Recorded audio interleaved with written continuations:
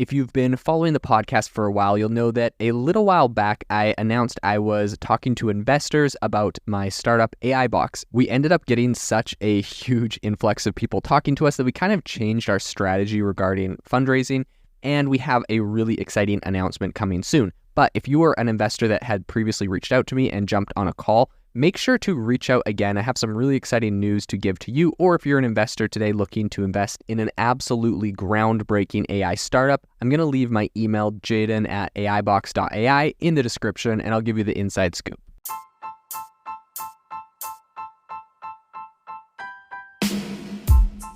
Welcome to the world's #1 AI podcast, AI Chat. I'm your host, Jaden Schaefer. We have some massive breaking news out of Meta today. As you know, currently underway today and tomorrow, Meta is having their big conference.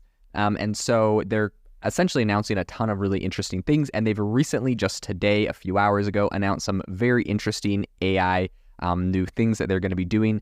They're essentially having some new chatbots and some cool new AI features in their new AI studio for business. So we're going to be diving into all of this, the implications. Meta is definitely a big player in the AI space. It's probably not the first name a lot of people think of, but they've built a ton of the underlying tech. They've been pioneers in the industry, and they've really consistently pushed out a lot of really high quality stuff. And as much as I like hating on like Facebook, for example, that's just, one of my favorite pastimes.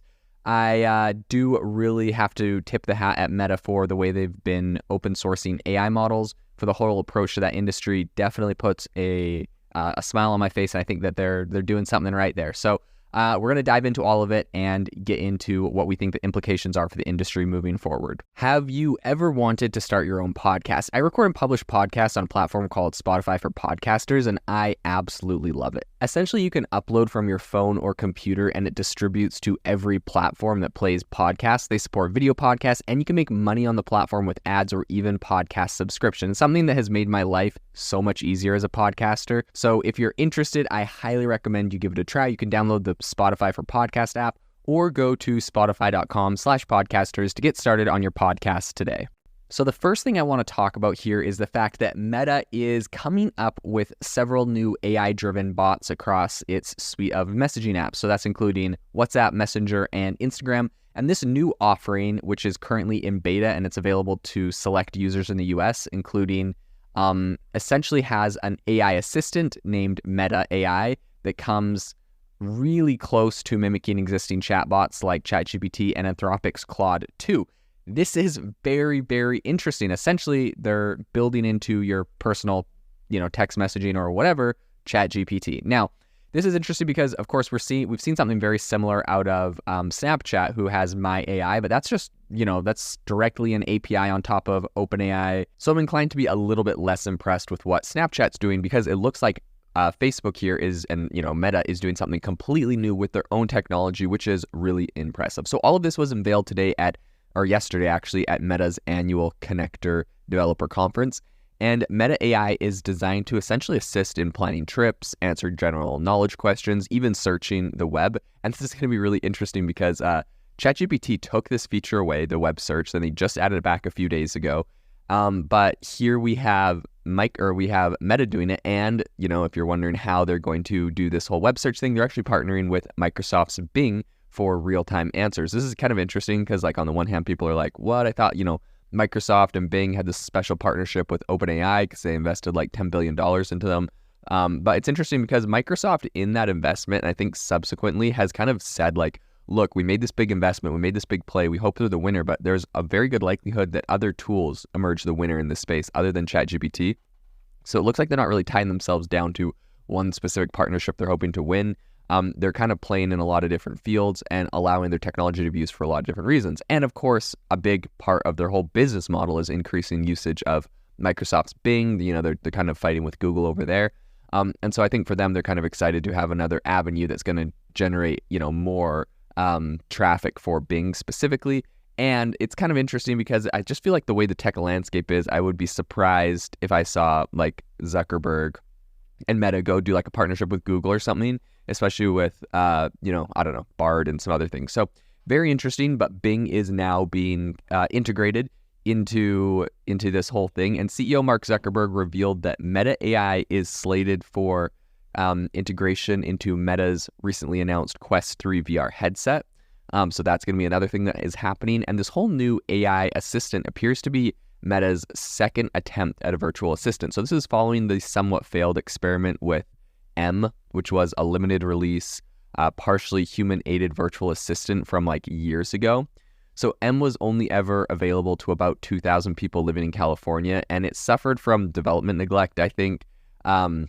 Never actually really got off the ground or scaled in any way. However, Meta AI seems poised for a wider rollout. I think obviously one of the big problems with M that they had in the past was, the fact that it was like partially a human virtual assistant answering questions. So now that you actually can automate this whole thing and roll it out to hundreds of millions of people, I think obviously it's a lot more viable of a solution to a platform like Meta with billions of users. So unlike its predecessor M, which involved human intervention for completing tasks, Meta AI is completely automated, and it's running on a custom-made large language model. As we know, Meta is quite a pioneer in the LLM space. They've been working on this for a long time. They've done a lot of open source projects. And so I think the model has been trained to give very concise answers and can even refer back to previous conversations. So Meta didn't just stop at Meta AI. Also yesterday, the company announced the rollout of a series of AI characters. So these are chatbots designed to mimic personalities and celebrities. Now, if you know me, you've heard me talk a little bit about character AI.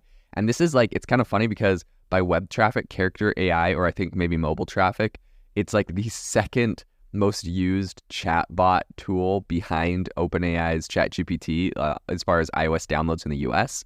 And I just think it's super funny. Essentially, character AI lets you make different personalities and you can chat with them, right? Like Leonardo da Vinci or Einstein or something. Meta is doing a little bit different, and I think they're going more for modern day personalities. So it's designed to mimic people like Kendall Jenner, Dwayne Wade, Mr. Beast, Paris Hilton, Charli D'Amelio, and Snoop Dogg, with a bunch more to come. And these chatbots complete with, have a bunch of profile images that can either be illustrated or real life, and they're going to stay on Meta's messaging platforms. So interestingly, as users engage with these avatars, the characters will animate in response to the conversation. This is going to be very interesting to see how that works. I believe I even saw a news article that said for this whole project, they had Mr. Beast come into the studio and film video of him because, they're doing these animations and stuff. So very, very interesting. And obviously these are actually in collaboration and partnership with these influencers, unlike, something like character AI. I think it's just people that are making kind of these they're making these fake people that you can chat with. So very, very interesting. I think while the potential application for Meta's new chatbots are quite interesting, some people say they don't come without challenges. Meta revealed that it had spent 6,000 hours identifying problematic use cases and testing the models internally before making them public.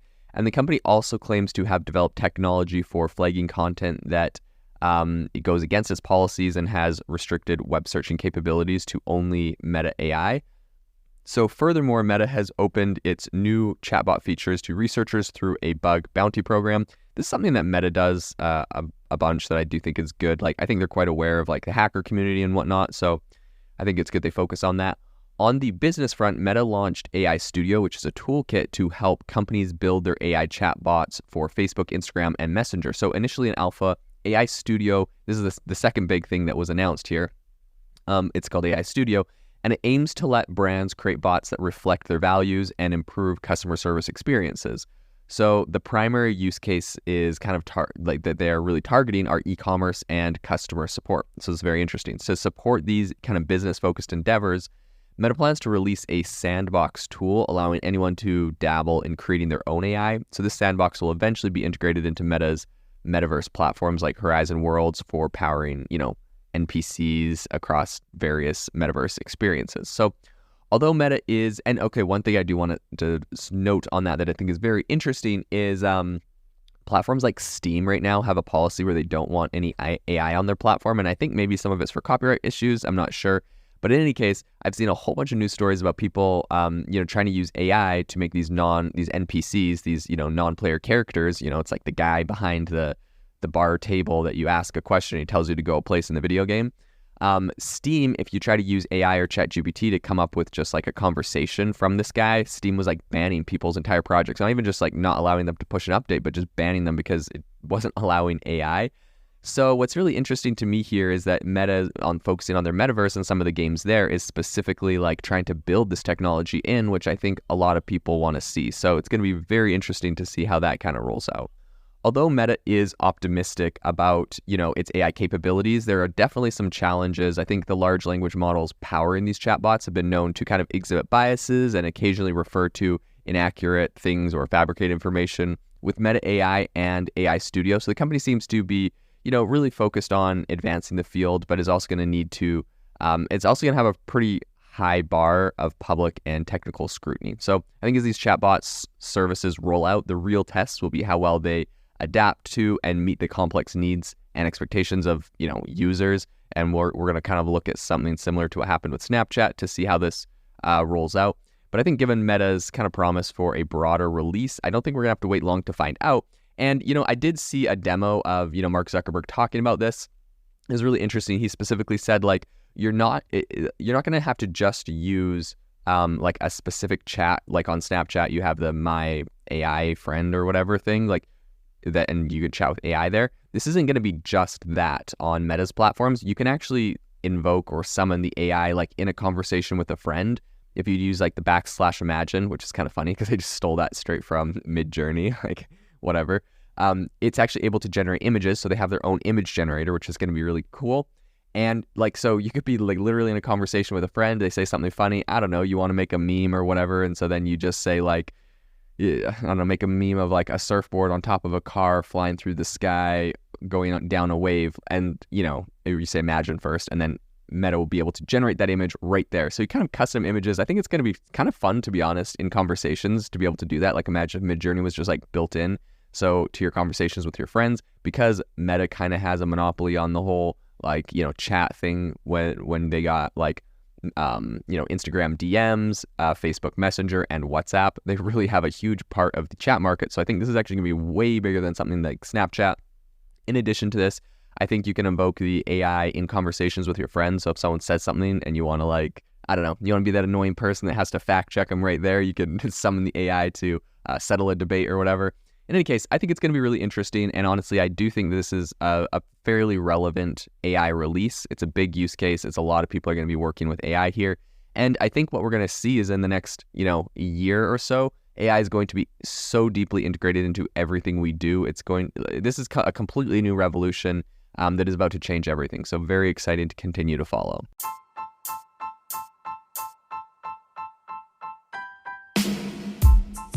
Thank you for listening to the AI Chat Podcast. If you enjoyed the podcast, I'd appreciate it if you rate me wherever you listen to podcasts. And if you're looking for an innovative group of AI enthusiasts, make sure you check out our Discord channel and also our Facebook community. It's obviously a lot more interactive than a podcast where we can actually share software tools, prompts that we're using in everyday AI. I'll leave a link for those in the description below.